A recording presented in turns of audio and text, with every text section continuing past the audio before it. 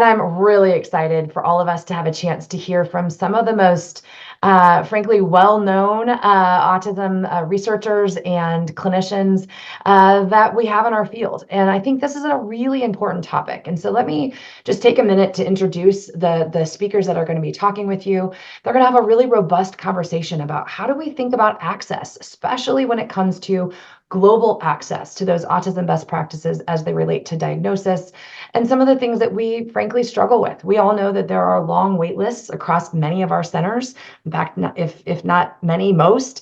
And so what does that look like and what does that mean? And how do we have to think through that, both for little kids, which obviously I know are, that's a really important age, but many of you also have questions about what about adult diagnosis? What about self-diagnosis? What about all these things? And so again, super delighted to have these incredible folks with us who frankly I look up to and in awe of. And so let me introduce the first of the group in the panel. So Dr. Valeria Nanclares is a licensed clinical psychologist specializing in neurodevelopmental conditions with a strong emphasis on diagnosis and intervention of autism spectrum disorders. She's translated into Spanish the gold standard instruments for the diagnosis of autism, the Autism Diagnostic Interview Revised, or the ADIR, and the Autism Diagnostic Observation Schedule. She provides trainings throughout the United States and Latin America, helping professionals and organizations create greater access to services and improve care for people on the spectrum and their families. In 2018, she joined our team here at Echo Autism Communities, and she's on the leadership team and participates in several of our Echo Autism programs, leading professional development and also serving as a content expert. She's the program director the director of program development and global expansion for Echo Autism Communities, helping to replicate the Echo Autism model in Latin America and around the world. So certainly have deep respect for Valeria and can't wait for you to listen and learn with her. Dr. Catherine Lord is the George Tarjan Distinguished Professor of Psychiatry in the David Geffen School of Medicine at UCLA. She's a practicing clinical psychologist whose primary focus is autism and related disorders across the lifespan, from toddlers through adulthood.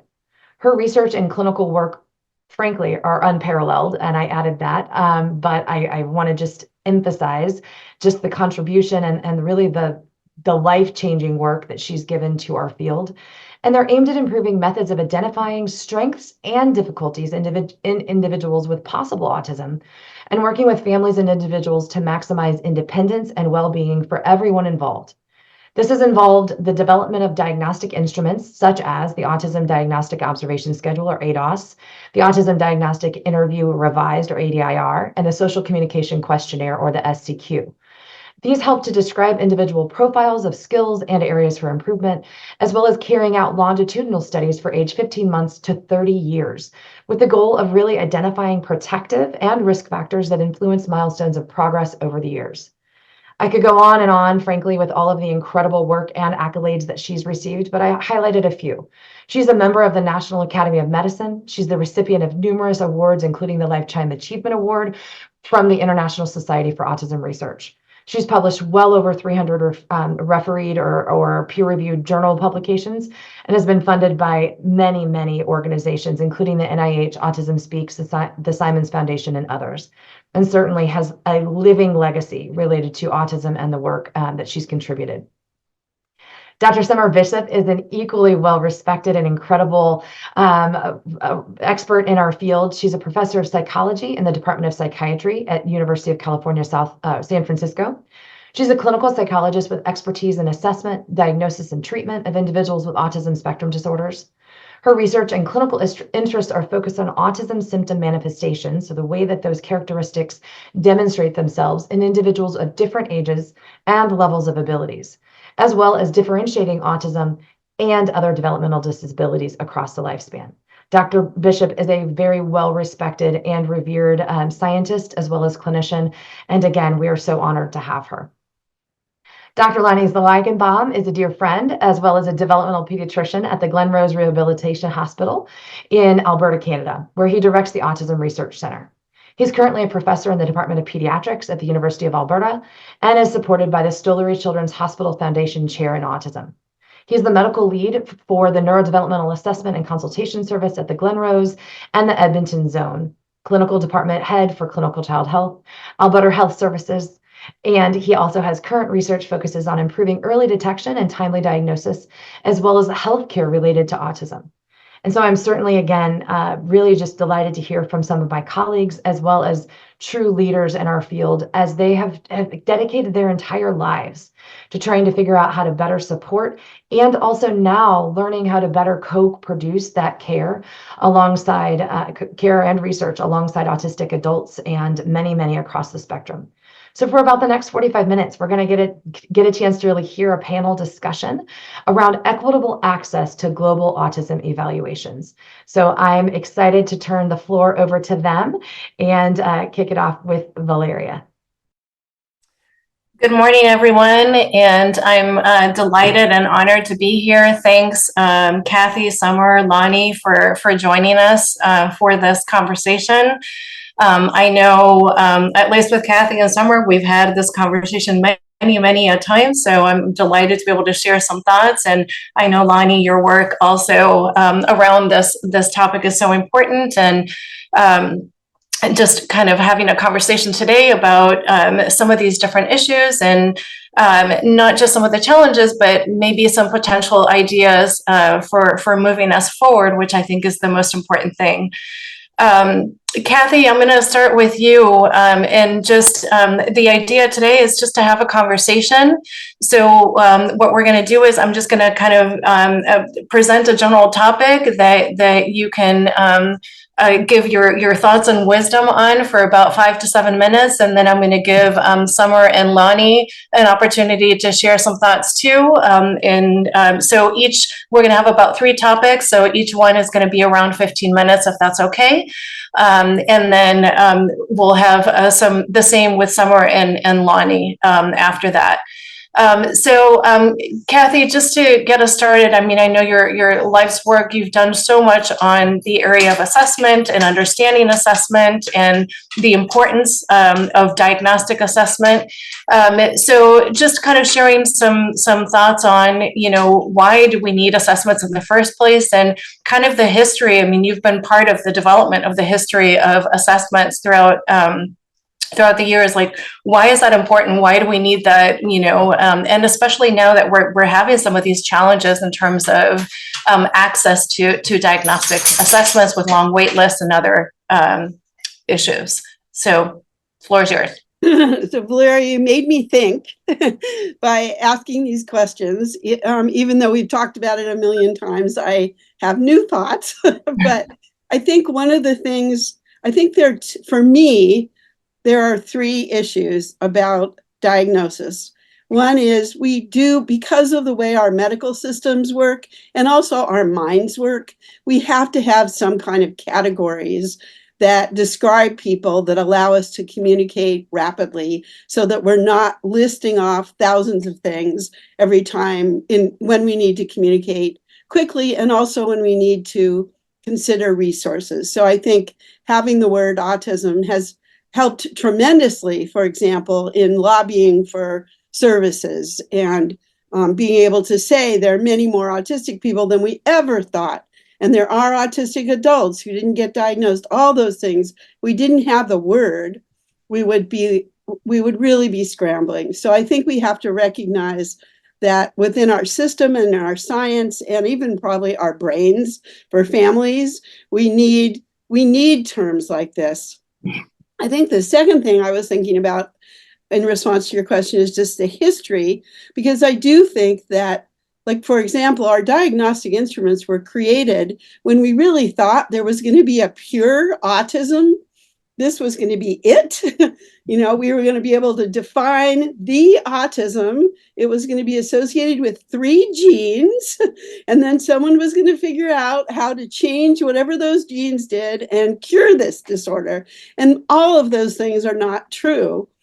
So I think we're much more aware of the heterogeneity among the people that we see, both between people and across time and across culture, in terms of what is available to families.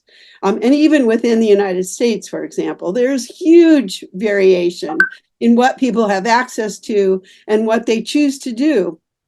So I think one of the issues is that we do need that term, but we also need to recognize that in an assessment, there are so many other things that we need to know that are probably just as important as that diagnosis, because there isn't a treatment for autism. There are all kinds of things that we can do to support different kids and adults and families. And those really do depend on other characteristics of the person as well as the autism. So I think that's one of the hard conflicts is if we try to do this fast and we try to get everybody in and we try to label people quickly, so what? I mean, we can count better, but it does not help very much to unless someone else is going to then figure out what to do. And I don't think we can necessarily trust individual providers to figure out the whole plan for a family and a child or an adult. I mean, an adult can stick up for themselves, but I think families don't know initially. They have ideas that are really important, but this is new. And I think providers may be phenomenal, but tend to know their own field. So I think it is really important to get more than just a quick diagnosis, even though I think recognizing our health systems, we do have to have that diagnosis. And I've been thinking just going through as I get older, my own medical problems and various other people, very seldom do you get, okay, you have this disease, take this pill. It's much more complicated to say you have spinal stenosis and it's this degree and this is what's going to happen. And these are the factors that contribute to it. You have this kind of cancer. Not that autism is a cancer, but just that it's complicated. So I think that is, one of my greatest concerns as a clinician is how do we get families adequate information and individuals who have autism adequate information of what you're feeling is partly autism, but it also might be depression. And then the third issue is just families and the reality that for children, at least, the family makes more difference than anything else. I mean, the family can outdo 40 hours of ABA or the world's most perfect Jasper or ESI or ESDM. It depends on the family. So how do we involve families in this? Not making them the primary provider, but giving them enough information so that they can make adequate decisions.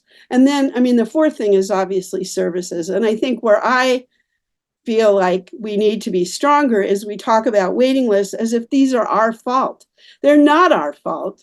The waiting lists are because we don't generate income in the United States for hospitals that need to make money. And the reason that there are waiting lists is if we had 1 million people who needed heart surgery, our hospital would hire thoracic surgeons. But if we need 1 million people who want services for autistic kids, they're not going to hire more than 1 or 2 developmental pediatricians and 3 or 4 psychologists because we don't generate income. So somehow we have to address that. And I think that's an issue really across cultures and across companies. So that's my intro statement, if that's okay. Absolutely.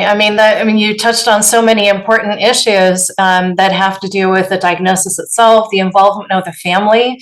I think, that's been my life's work ever since I started, was making sure that the family was always involved. And it was striking to me that they weren't involved from the get-go. So that, certainly the importance of making sure that all players are participating in every step of the way, from the diagnosis to any sort of follow-up care and supports afterwards. And certainly the issues, around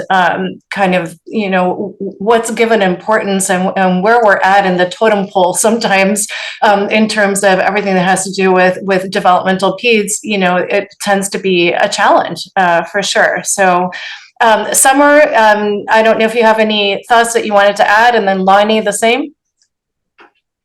Yeah. Hi. So I think that when Kathy was talking about how the autism label itself conveys almost nothing about what to do for a person or their family, I think we need to kind of uncouple the diagnosis from the assessment and see the assessment process, and it may take on various forms and be done by various systems. That's another thing. I mean, we have a lot of redundancy in our systems that maybe could be solved if we were to work more together between the diagnostic providers and the treatment providers. So I think there are a lot of things that could be done differently there, but the to understand that the value of this assessment is to figure out something about how someone thinks and under what circumstances they perform the best, because that leads directly into recommending what services might be appropriate at this very moment in time, more than any diagnostic label. I think the other thing is that, I mean, I was brought up to think about lifespan care by my mentor here. And if we think about this as the beginning of a relationship, the assessment as the beginning of a relationship between a clinician or a team of clinicians and families, we also, I think, can increase efficiency over time, spending the time to develop that relationship, because then you become a touch point, a care touch point where you can help people relatively quickly. The fact is that if we're thinking about this as a one and done and you're out the door, then people are going to really have to do a lot more work to start over each time to figure out where the person has been and what's worked and what hasn't worked. And I think that continuity of care, even just psychologically for families, knowing that they have somebody who they can call up and say, what do you think? Should I seek this kind of help or that help? It overall reduces burden in our systems, because when people feel like they're not getting what it is that they need, then they end up going on multiple waiting lists often. Or, we'll have kids who are coming in for their fifth assessment because they felt like the first four people didn't see them or really hear them. So I think I'll stop there and let Lonnie go. Terrific.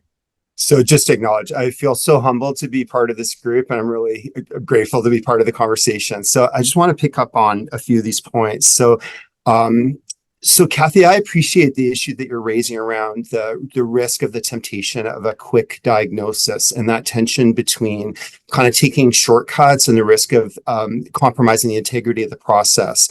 I also appreciate what you're saying, Summer, in terms of thinking about the importance of a comprehensive and holistic assessment process, but that it could potentially take place in multiple steps. And the idea that the initial diagnosis can be uncoupled from some of the additional assessment that will ultimately inform needs and supports and services.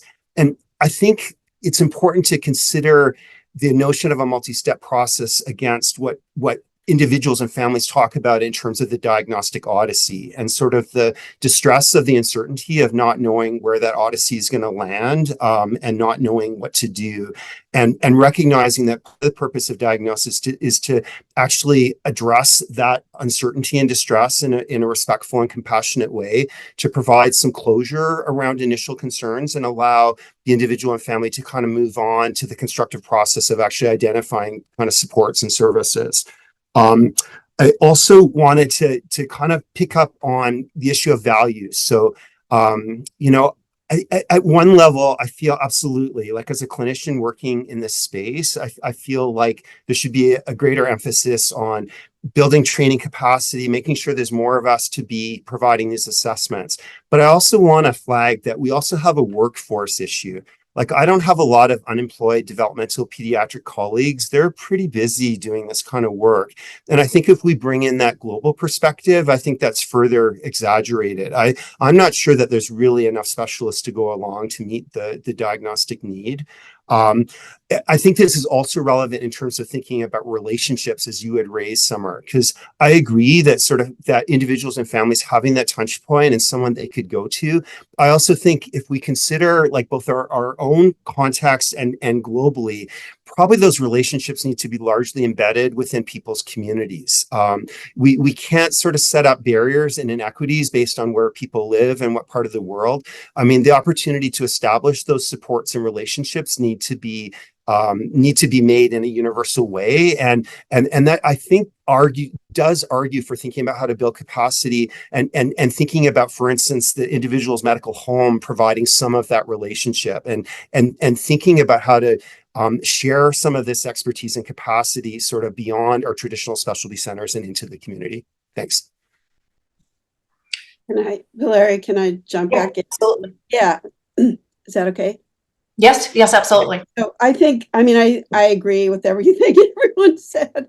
I do think that we need to admit that one of the things, for example, here at UCLA, people get a very long assessment and then they get a very long report. And then they're sent off with, 5 pages of websites to look at and lists. And I've been in some very good pediatric departments where people get good diagnoses, and then they're told, call your regional center, call the ABA agency, so I think the issue is who does that? And you're absolutely right, Lonnie. It shouldn't be us because there's not enough of us. But who is it who actually does it? And at this point in medicine, that's not reimbursed most of the time. I mean, most of us get away with doing that because we generate enough funds otherwise that we can do it. But the reality is nobody wants to pay, so I think coming back to the issue of who should it be, I think Summer's point that there's a lot of redundancy is also true, because once you get in school age, if you're in a good school district, you have evals, you have IEP meetings, but they are not family oriented, And that's my worry there, is that it's a whole different focus, which is on school, which is good, but you still need families, and the families often do get lost in there. So I think the question is, how do we get these other people in primary care who are going to do this and who get reimbursed or within their system somehow can be funded? Because I think having worked in a public health clinic where there's navigators, the navigators could not do what I'm talking about at this point, unless they are parents of autistic kids or had a ton of experience, and someone needs to support them, and they're not paid enough.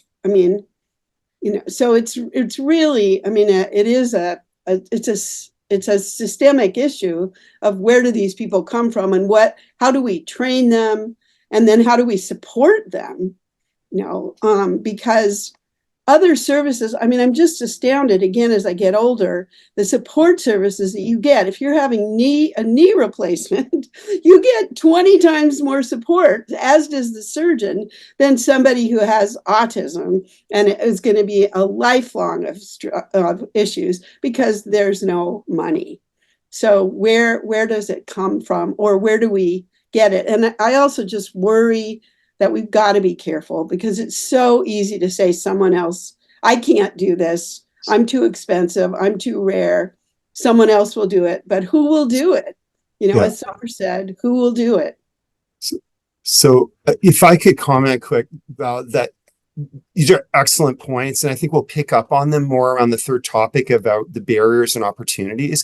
I completely agree with what you're saying, that it's not so much about saying, I'm going to do it all, or I'm going to transfer it to a community colleague that I don't really trust. It's really thinking about our collective responsibility to kind of build that system within our communities. And I think if we take that global perspective, it can never be, it's always going to be a bit different. Like who has the expertise, who has the relationships, and really thinking about how we can somehow leverage our expertise in thinking about our contribution, not just being in the individual families that we work with, but actually how we build that system of care and community of practice. And it may not be physicians or psychologists. It may actually be parent leaders, it may be advocacy organizations, it may be the school system, but it may look a bit different, but we need to make sure that that safety net is there and that system is in place. And it's not about just sort of identifying which individual is going to do it, but making sure that in each community there's a clear pathway.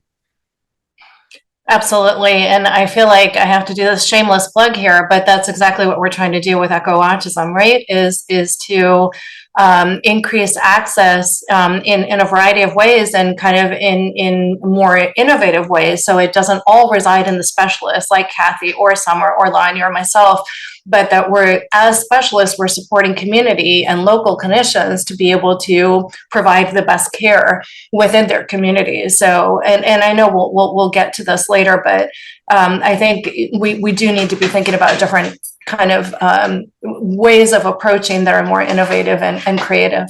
Summer, did It you also, yeah, I think it just also seems important to acknowledge that this is in no way a specific problem to autism. This is mental health and psychiatric care across the world, across all diagnoses. And I mean, I live in San Francisco, and there is not a single child inpatient bed in San Francisco. I mean, so if you have a child with a major mental health problem, you are totally stuck. And so I think this is really I mean, it's the opposite of the knee replacement example, where we have a real broader mental health crisis here globally. Absolutely. Yes, I couldn't agree with you more. And Summer, since we've been talking a little bit about this, but and you mentioned a little bit about this in your comments with Kathy, just really thinking about, there is the need for, like Kathy said, we need the word, we need to be able to have that is a gateway oftentimes to supports, services, funding, resources, so much. The way our system is set up revolves around having that word, that label, that diagnosis, right?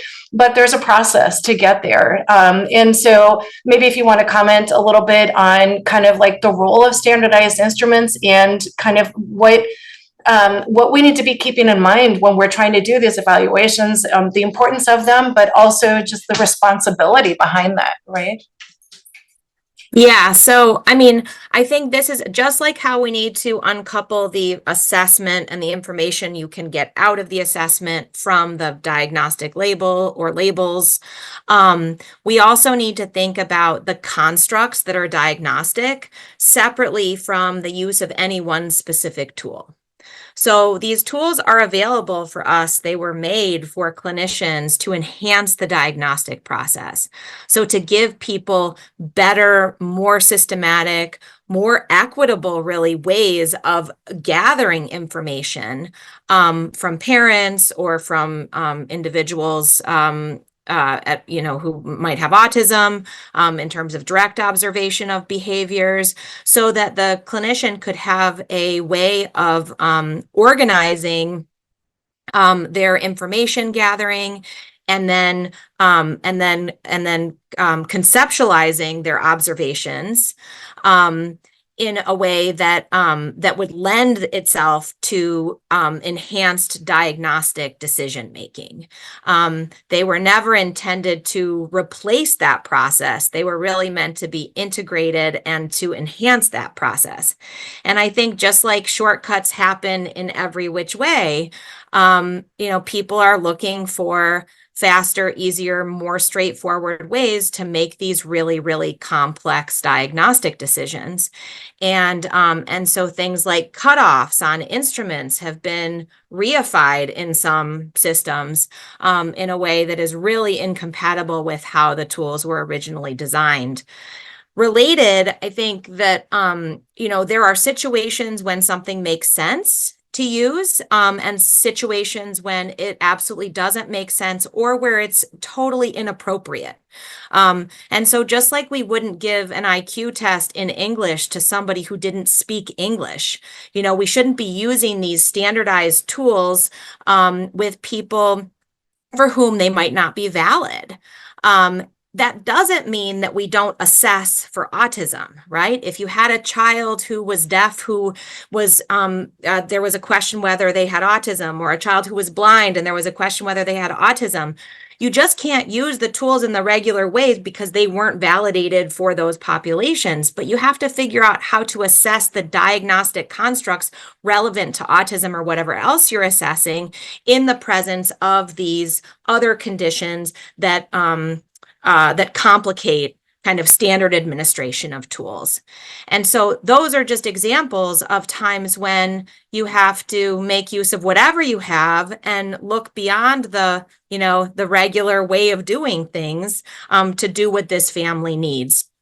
And that really requires a lot of training too, because clinicians should ultimately be empowered to select an assessment battery that makes sense for a particular patient.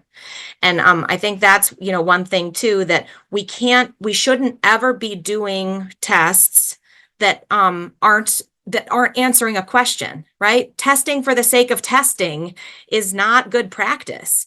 And so one of the ways that our systems are really inefficient is when payers say, "Oh, I need this test to confirm this thing," right? Well, that's not the point. The point of the test is not to confirm something. The point of the test is to elicit information that the clinician can use to figure out what we should do at this moment. And so again, I think that there are a lot of policy changes that need to be made in all over the world. But ultimately, just remembering what the point of this, what the point of the assessment is, or what the point of the assessment in various at various stages in the journey of this individual is, and make sure that we're not doing things without thinking about why we're doing them. Yeah, and that's so important, and it brings up something, just talking about global issues as part of this discussion as well. As you know, I do a lot of work in Latin America, and the issue that lots of clinicians are facing right now is that the person that needs to be making the diagnosis, and oftentimes this is a neurologist in Latin America, is the person that's least trained, least knowledgeable.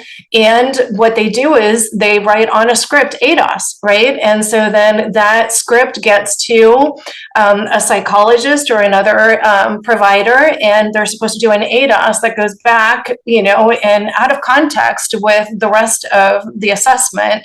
And they might have a speech and language evaluation that's done by somebody else, but no one's talking to each other.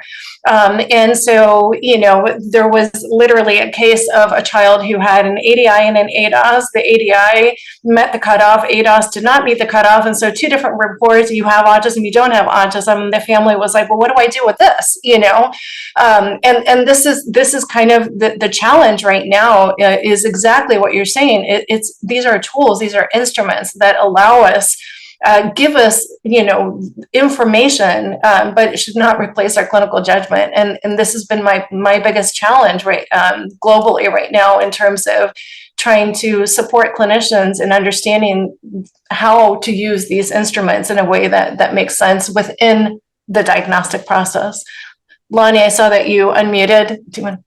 Yeah, that's so well articulated. Like, I feel like as a clinician, learning and practicing the ADOS and ADI have probably shaped how I think about autism and how I conducted my assessments more than anything. And it does inform my work as a clinician. So in the end, I can then apply what I've learned from the experience of using those instruments to kind of a greater variety of situations where I can kind of draw on that expertise and don't necessarily have to kind of do the instrument in every single situation. So in a sense, it informs the development of clinical expertise, and for many kids, it may be critical in terms of those complex differential diagnoses. But as you're saying, it's never a proxy for expertise. Like, in the end, as Kathy's always articulated, it's like a tool to kind of inform judgment and overall impression. It never stands alone.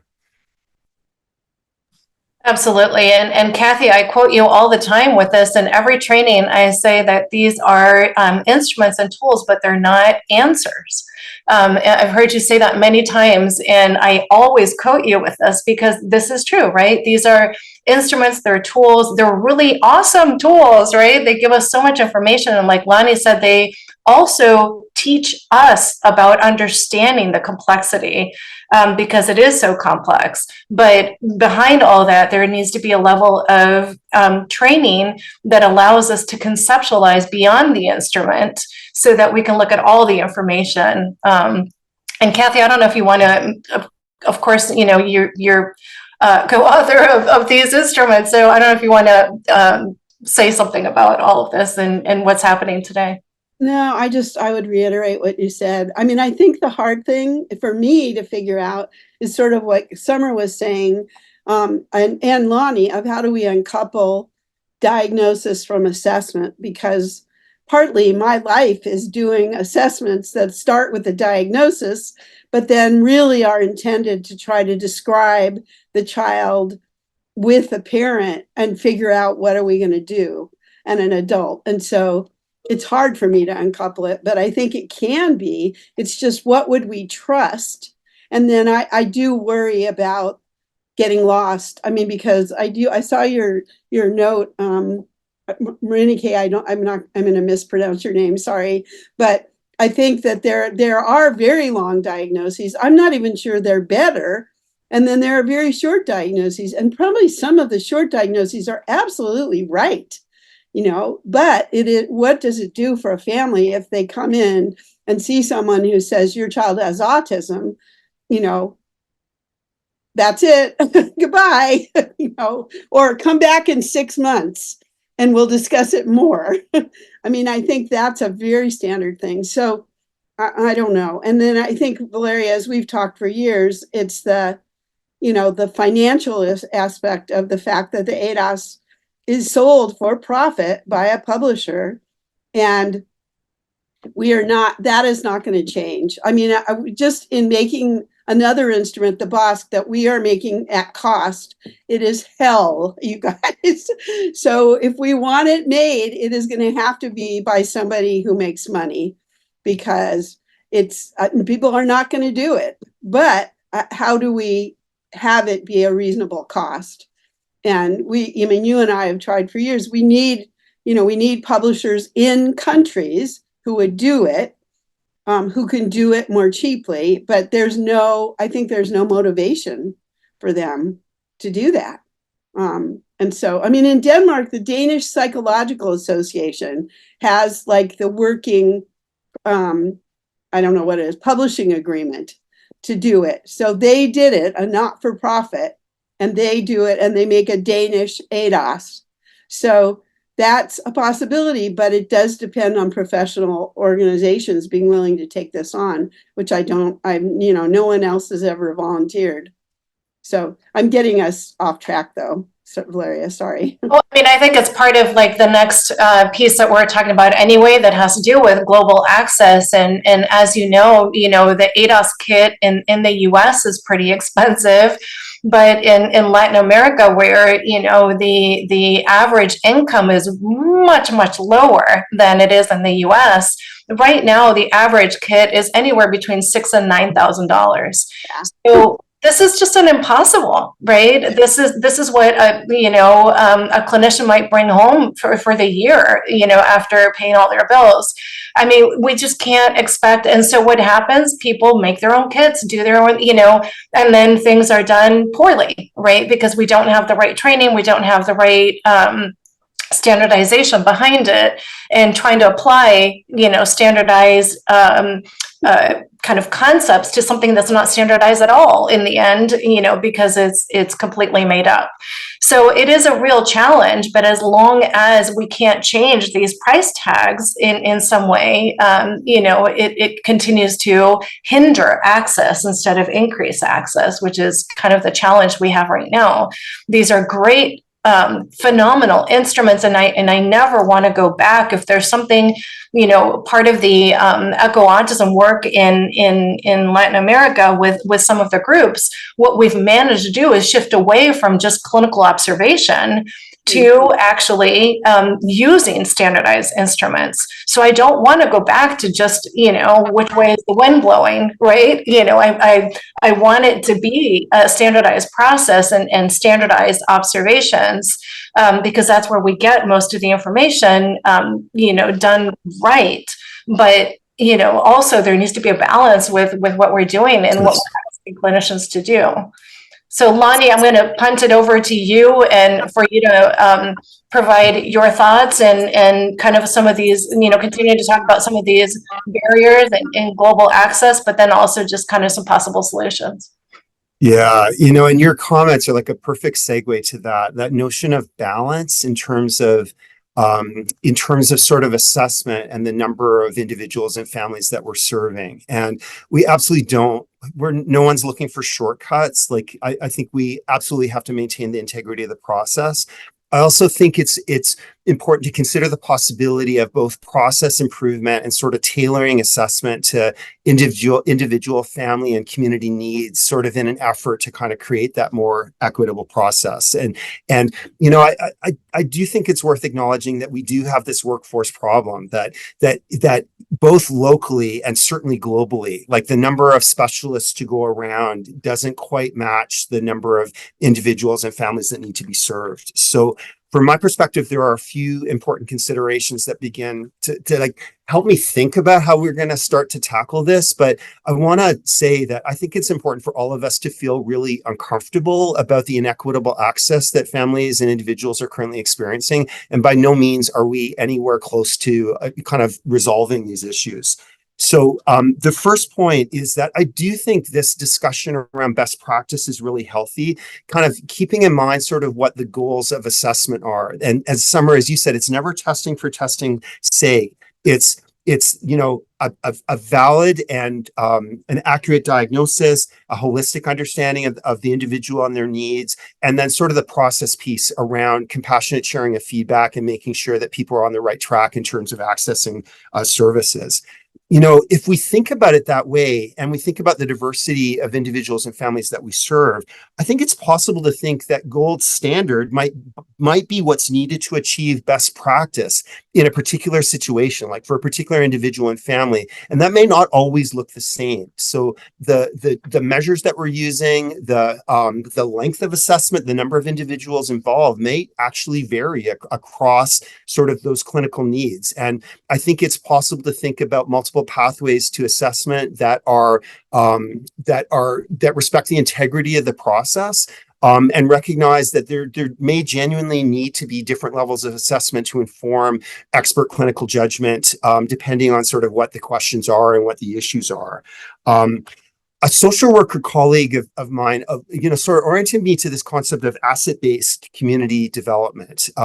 So if we think globally, I think we're learning about kind of co-design when it comes to individuals and equity-seeking groups, but I think we can think about it at the community level as well. Like I think fundamentally in trying to provide equitable access globally, to actually kind of empower the community to sort of take stock of like the local champions, the available expertise, sort of what's working well and where the gaps are, and to really think about how to establish partnerships between sort of like community professionals and people working in specialty practice, and kind of tailor the approach to sort of what the individuals in the community, the existing sort of infrastructure and expertise, and think about how to make this work. So a very small example that for me is I've been fortunate to kind of do some outreach work to Northern Alberta, sort of like in the area of the country that I work in.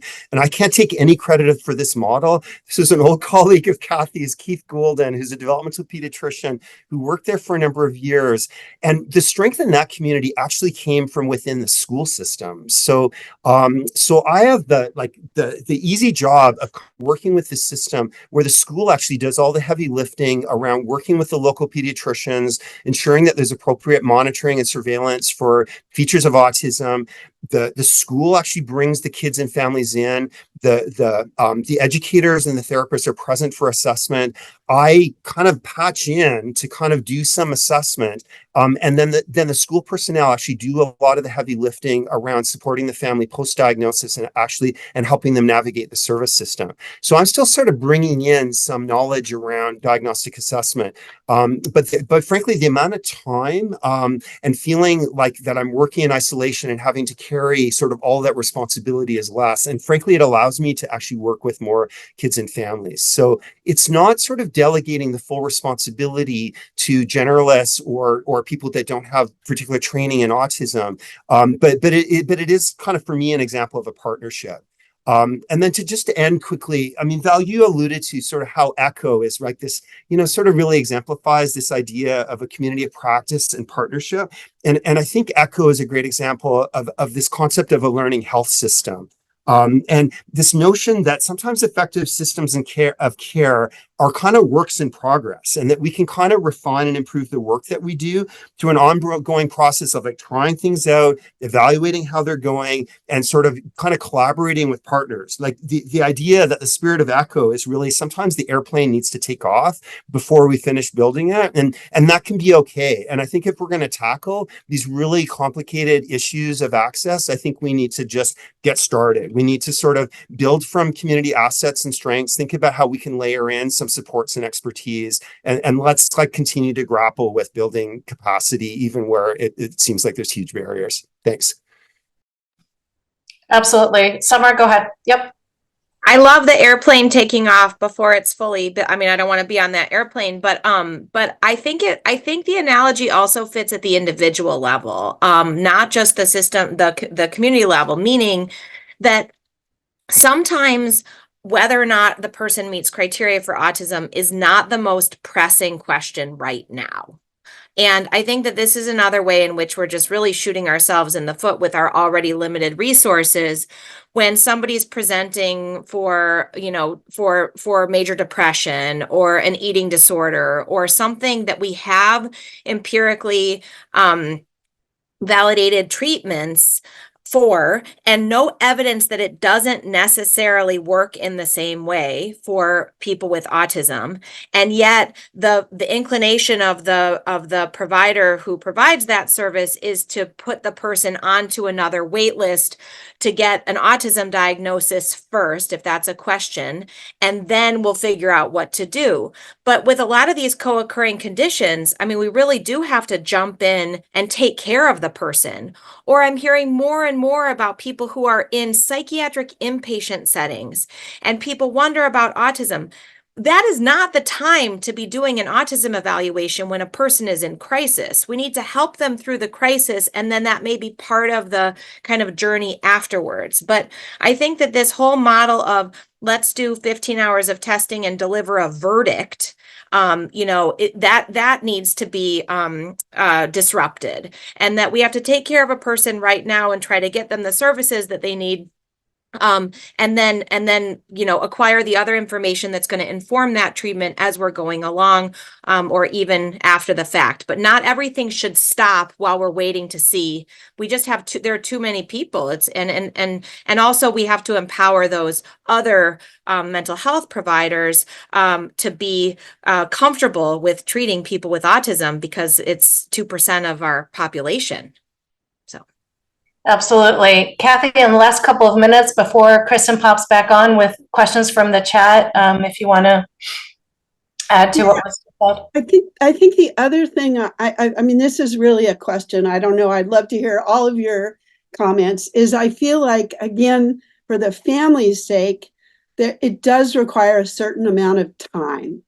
I think that 5 minutes, I mean, even if you could see a child in 5 minutes and know they're autistic, is not enough time for the family. And I do think it varies. I mean, Lonnie, back to your example, I know in Montreal, they have a lot of the kids who are seen in the public hospital, and Lonnie, you can correct me, but my impression is they're on very long waiting lists, and they're often immigrants who don't speak French or English and have been waiting, but something is wrong with their child. So my initial response would be generally is talk to the parents first about their kid before you plunge in. But in this case, the families are so overwhelmed by whatever is wrong, they don't know what's going on and they need help. And so I think I would switch gears to like, let me see your child. Let me have you see me see your child, hopefully have someone who speaks your language, and then go from there, which is very different than doing an ADI, then doing cognitive testing, then doing an ADOS. I think where I do get maybe just defensive is I feel like families will trust me more if they see me with their child for half an hour or 45 minutes. And so in that case, I might as well do an ADOS as just fake it, because that's where the ADOS came from, was what I used to do at Glenrose, Bonnie. When I saw people, it's like, I got to do something with your kids so that I get to know them and you get to know me. But I think back to Lonnie's point, it doesn't have to be me. The question is, who would it be, and how do you establish that trust with families and a sense for them to see what we do and have their input. I don't think that can be done super fast, but it doesn't have to be done by all of us. But someone, anyway, I'm just raising the same questions, you guys. So can I just briefly comment on that? Like, I completely agree. And there's a certain credibility in actually getting down on the floor and playing with someone's kids so that you can really talk from experience. I have to say that with support and a team, I feel like I'm more comfortable doing that now, like in an hour and a half than 4 hours, like not 10 or 15 minutes, but an hour and a half. And that does make a difference in terms of the number of kids that can be seen. But probably more importantly, if I talk to my community pediatric colleagues and say, this is potentially something that you can do in a couple hours, that actually makes it they're much more willing to consider that than if I say that you're going to need to block off 4 or 5 hours in a day if you want to take on a role. So again, it's sort of finding this balance, like not compromising, but how do we make diagnostic assessment attractive for a broader range of professionals, particularly people in really busy practice? And can I say one more thing too, Valeria? So Sure. the other issue is that I think we want to avoid the temptation of, just because somebody's autism related difficulties are really apparent, saying they don't need any time. And I think that yes, I understand some cases are more complicated from the perspective of autism differential diagnosis, but kids with higher support needs are actually a lot harder to assess, and they're difficult. They can have much more uneven profiles of skill, and it's really important to be able to understand those for intervention planning. So I don't want it to be the whole waiting room diagnosis kid doesn't get their share of time and their family, because their family's going to need more support over the long term too.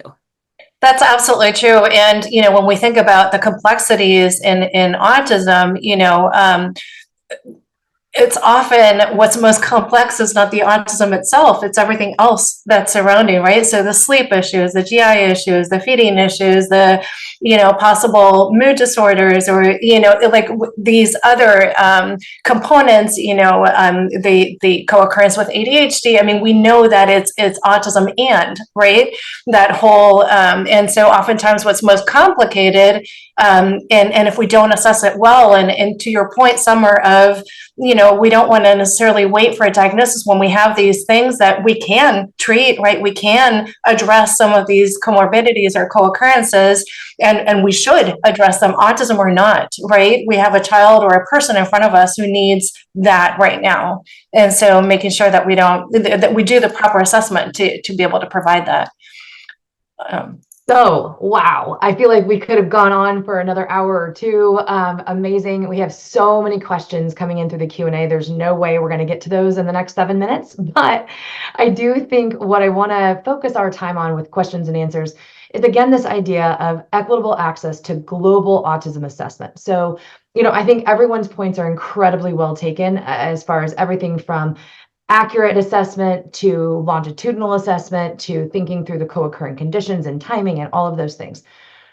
One of the things that I wanted to kind of think through with you all is there's a couple of questions from international participants who are asking about, look, what happens when, like Val mentioned, the resources, the best practices, so to speak, the gold standards are just flat out inaccessible. So what do people in those settings, professionals in those settings, do when obviously there are autistic people in different places around the world? And so, I think any of you can answer that, but I think one of the things I'm trying to better help all of us, professionals and families alike, is to think about what does that mean? And so if you don't have the necessary resources to do all the things, what do you do? Who wants to Well, take over? Go for it. Yep. Well, I would say, one of the things that's amazing about autism is that it's the same set of symptoms across the world, and which is why we can do this work together. And so those constructs don't change based on where you are, those diagnostic constructs. And best practice elements like parent report and direct observation and thinking about developmental level, those don't change either. The way that we get to that information may differ across settings, but people just need to make sure that they're, retaining that, that process, the process itself, and that they have a deep enough understanding of what they're looking for that they can get that from whatever methods they're using. I think that's helpful. I think the question that came in was specific to, like they are not able to afford the best practices that we would consider best practices here in the US, and in high income countries. And so I think one of the bigger questions I'm trying to kind of grapple with, on the global front is how do we, and Val, I know you do a lot of this, but Kathleen and Summer, I know you do as well. How do we support our international colleagues to be able to do this well? If we are saying, frankly, that, these are the ways you do this well, and you need to have these aspects, and I agree with you, like those broad buckets, I 100% agree with. But what happens when, obviously, people who live in low and middle income countries also want to have those top level, resources applied to their child. And so it's just trying to figure out, like, how do we as a profession consider ways, and consider the work that we do in the influence it has on international communities. And so I know that's kind of a comment / question, but it's trying to get us to think outside the box. Lonnie, do you want to take a stab at it? I mean, I'll just say, like, I'm impressed with the work that's happening. Like Kathy mentioned the example of the BOSA and sort of providing sort of a lower cost, standardized, interactive assessment. So I think sort of having a deeper toolbox of tools that can be applied across a range of contexts. And as well, sort of making sure that we're continuing to remember about measures as being tools, and that gold standard is actually not about measurement tools, but it is actually about a holistic assessment that's informed by the things that Summer commented on, and it's also process like family and child and individual centered care, compassion, and like making sure there's practical information that makes sure people can access what they need. So I think that really sort of thinking about how to embed expertise, and honestly, people like me, like the doctor, not thinking somehow I have a monopoly on this knowledge and skills, and sort of making sure that we can share this to, kind of into a variety of contexts. So I know that the question I just asked was globally framed. This one's going to be a little bit more specific to US context. So one of the questions has to do with the idea of insurers requesting or requiring that an ADOS specifically be redone on a certain interval in order to maintain, diagnostics, or I'm sorry, intervention services. So can you all help us think about that? And that was there are so many questions. So for those of you who put the questions in there, some of them are blended. But what do you think about that? And like, how do we combat that from an advocacy policy standpoint? Maybe combat's not the right word. How do we work with that, and make sure that we are prioritizing certain assessments or regulations? I don't know. What do you think? So that's a blatant inappropriate use of the tool. It wasn't designed to confirm diagnosis every 3 years. That's not the point. I think that it takes time is the problem, and we don't have time. And we're more interested in getting our families the help that they need, but there has to be some kind of reckoning. So to insurance companies, when I have said, Please send me your policy in writing. I am consulting with my lawyers. Lo and behold, they don't have a policy in writing. I wish they did, because then we can sue.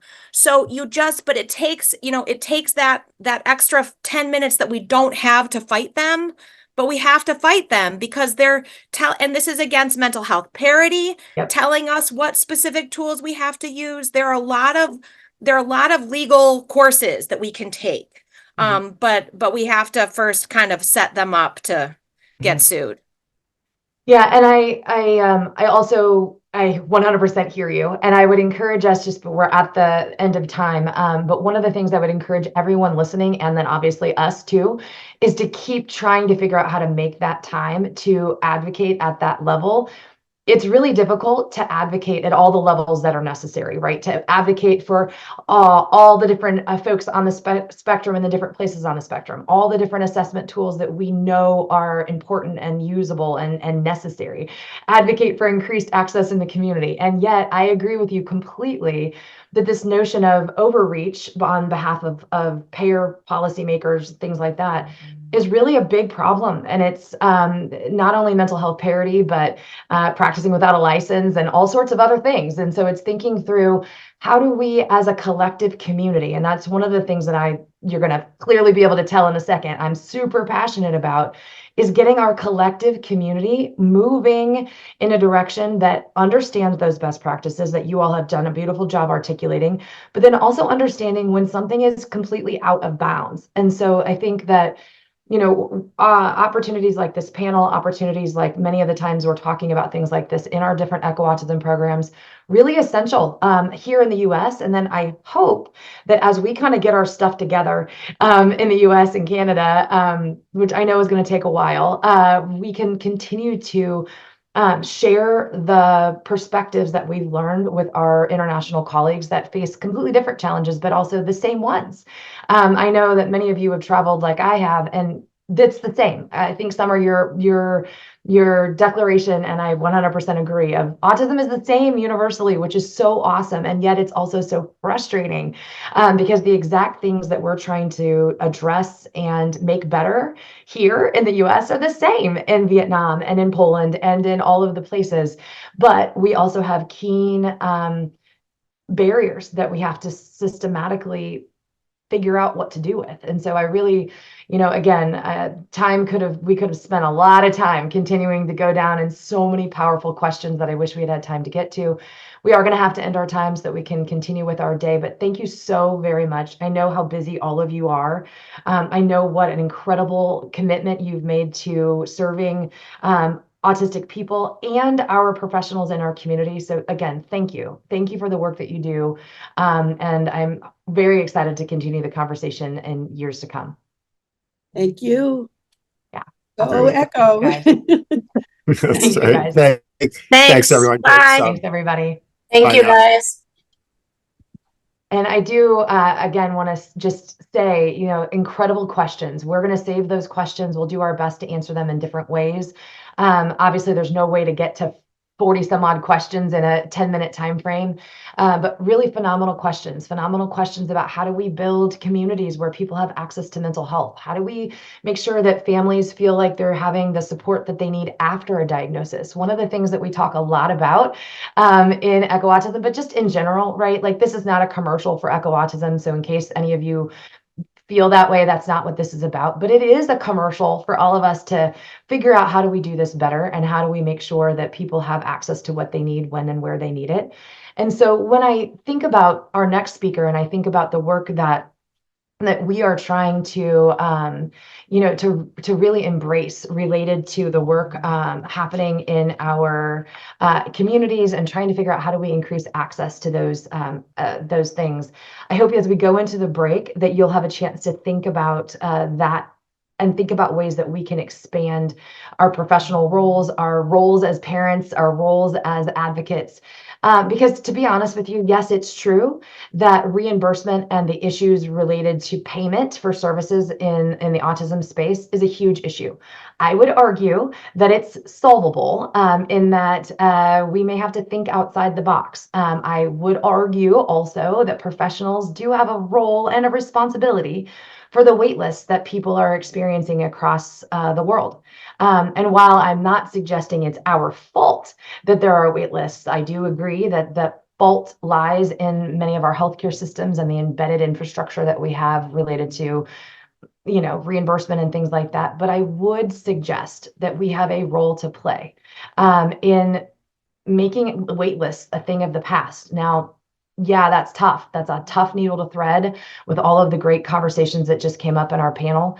But I would encourage, if you're a parent who's trying to figure out if autism may be something going on for your child, talk to your pediatrician. If you have something going on from a mental health standpoint and you're not sure where to go, reach out. We've got to challenge the paradigm that I don't do autism because nobody taught me. We've got to challenge that. The great conversations around all the co-occurring conditions, sleep issues, GI issues, skin issues, mental health issues, all of those things. There are many, many professionals who are well trained in that. And unfortunately, the mantra is often one of, well, but I don't, I'm an expert in depression, but I don't do autism. And you're like, yeah, you do, right?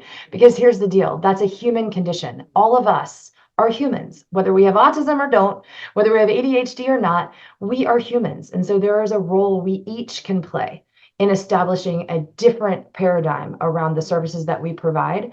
And so even though I know we're not going to solve all of those issues today, I would encourage us to keep trying. And yes, there are systematic barriers to the services that we are trying to give to families, to the work that we try to do. I do agree it's built on relationships.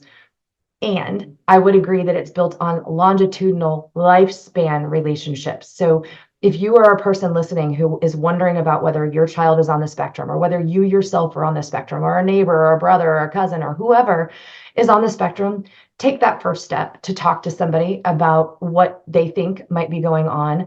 And then frankly, don't take no for an answer. So if you're like, I still think something's going on, keep asking those questions. It's important to understand who you are and why you are the way you are.